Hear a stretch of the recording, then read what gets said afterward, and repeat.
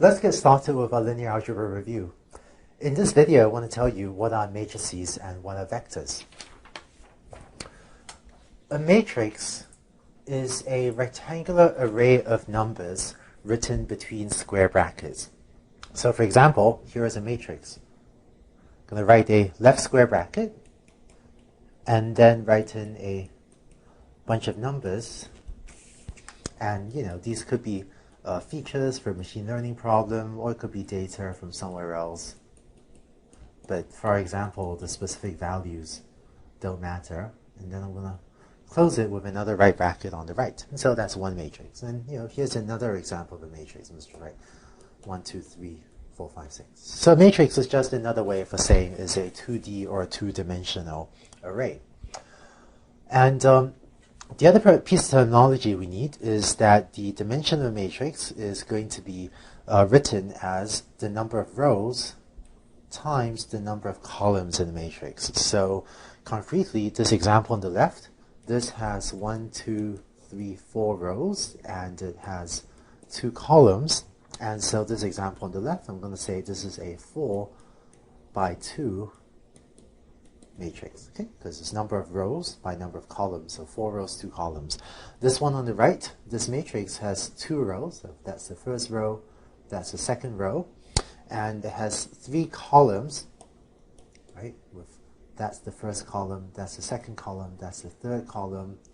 So this second matrix, we say it is a 2 by 3 matrix, or we say that the dimension of this matrix is 2 by 3. And sometimes you also see this written out as, in the case of the left, you see this written out as R4 by 2. Or concretely, what people will sometimes say is that this matrix is an element of the set R4 by 2. So this thing here, this just means the set of all matrices that are of dimension 4 by 2. And this thing on the right, sometimes this is written out as a matrix that's an R2 by 3. So if you ever see, 2 by 3. So if you ever see something like this, R4 by 2 or R2 by 3, people are just referring to matrices of a specific dimension. Next, let's talk about how to refer to specific elements of the matrix. And by matrix elements, or elements of the matrix, I just mean the entries or the numbers inside the matrix. So in the standard notation, if A is this matrix here, then A subscript ij is going to refer to the I comma j entry, meaning the entry in the matrix is in the ith row and the jth column. So for example, A11 is going to refer to the entry in the first row and the first column. So that's the first row and the first column. And so, A11 is going to be equal to 1402. Another example, A12 is going to refer to the entry in the first row and the second column. And so A12 is going to be equal to 191. Just a couple more quick examples. Let's see. Let's say A32 is going to refer to the entry in the third row and the second column, right? Because that's 3, 2. So that's equal to 1437. And finally, A41 is going to refer to, this one, right? Fourth row, first column is equal to 147. And if, hopefully you won't, but if you were to write, say, what is A43?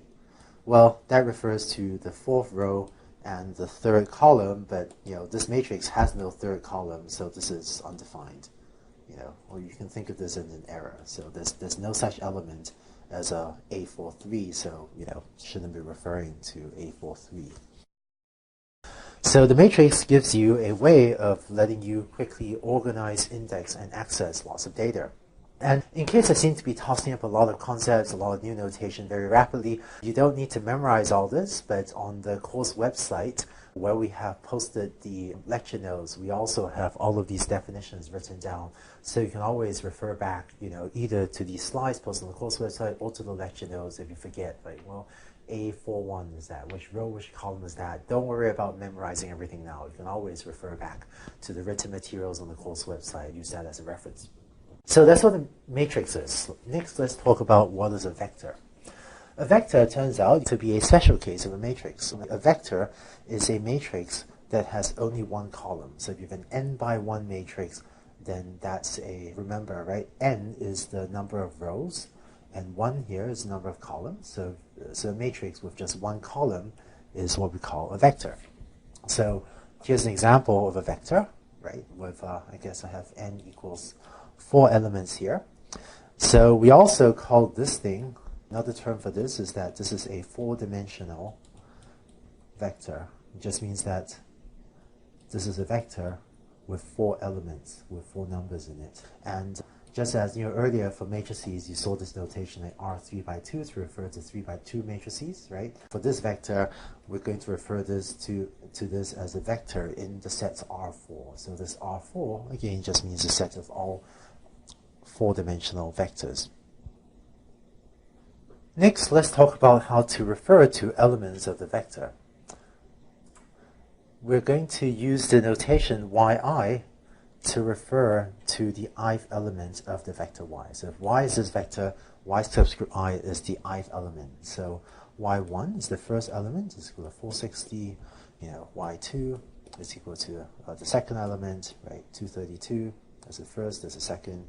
Y3 is equal to 315, and so on. And only y1 through y4 are defined because this is a 4-dimensional vector.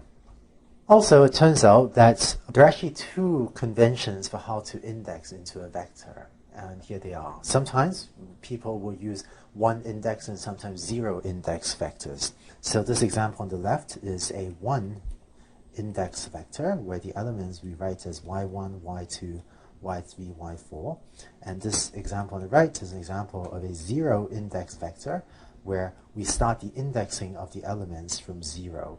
So the elements go from y0 up to y3.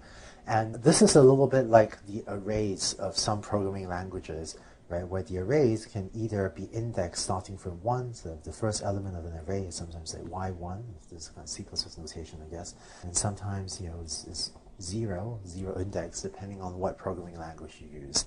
So it turns out that in most of math, the 1 index version is more common. But for a lot of machine learning applications, 0 index vectors gives us a more convenient notation. So what you should usually do is, unless otherwise specified, you should assume that we're using 1 index vectors. In fact, throughout the rest of these videos on linear algebra review, I will be using 1 index vectors. But just be aware that when we talk about machine learning applications, sometimes I'll explicitly say when we need to use 0 index vectors as well.